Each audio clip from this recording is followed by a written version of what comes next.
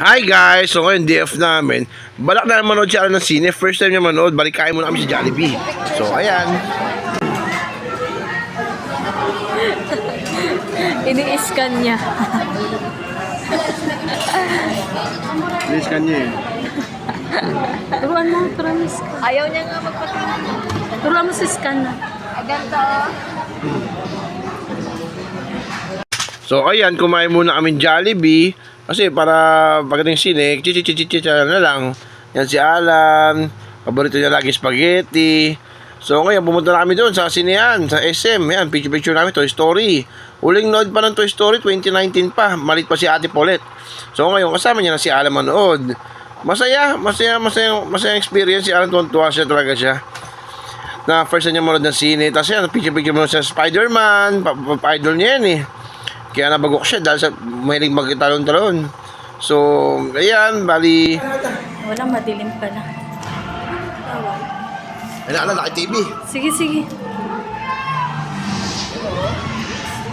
Paul, tangat tayo kami dito. Tayo. Palit. Aki.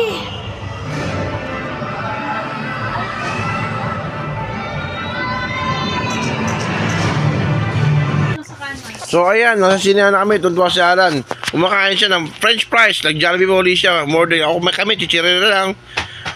Yan, bali, happy. Masaya talaga. So, ayan, bali tapos na yung sine. Konting post-post si Alan dyan.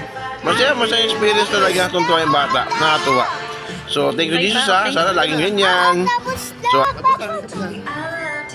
So, ngayon, yan, nandiyan sa department store. Bumili si Pulit ng bag, pati si Mama. So, ayan, kumain kami sa Sark. Sama si Alan, si Pulit, si Mama. Dami, busog din. Jawbreaker. Sa'yo na? All Star? Bacon. Classic burger. Kasi Alan burger steak. Wow, good job.